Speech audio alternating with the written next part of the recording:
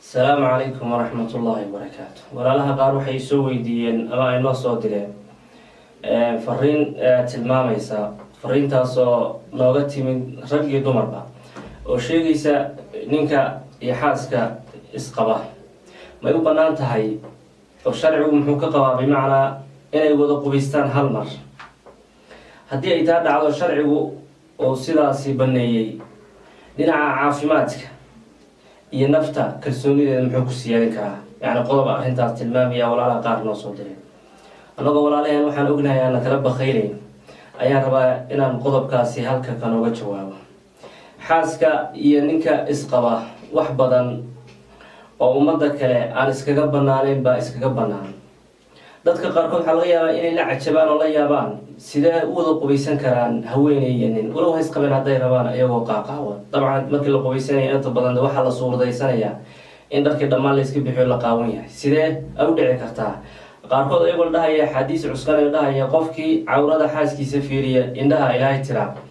sidee suurtagal u tahay arrinta noocaas qaarkood dhaqankooda ama dhaqanka bay-adda ay ku nool yihiin ayaa u diidaya in xaaskiisa ama ninkeeda ay la qubaysato marka nin walba goonidiisa ayuu u gelayaa sidee marka sharcigu uga warramay oo u tilmaamay awalan dhaqamadaas iyo bay-ada adigu aad ku nooshay iyo dareemahaad xagga intaad iska dhigtid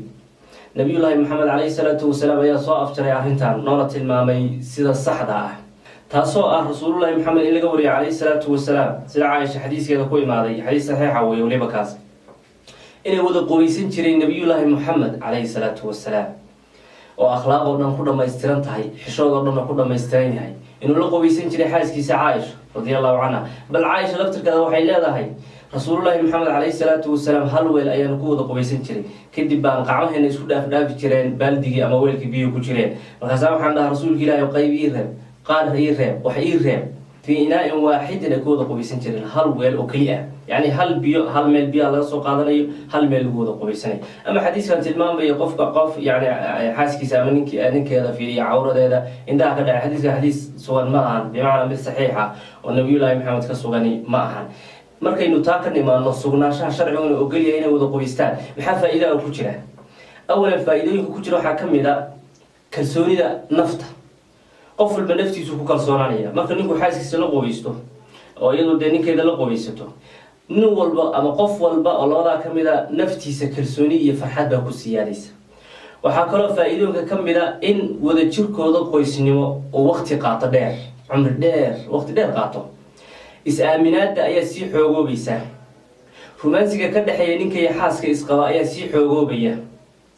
farxadda oo taasoo ka qayb qaadanaysa qalbiga inuu helo haddii alla guurayahay dheeraad energy ah ayay ku siyaadinaysaa walidaalika culamaadu nafsi markay ka warramayaan iyo kuwa ku takhasusay jirka dadka haweeneyda markay ninkeeda la qubaysto kadaalika ninka xaaskiisa la qubaysto caafimaadkooda u fiican cumrigooda u fiican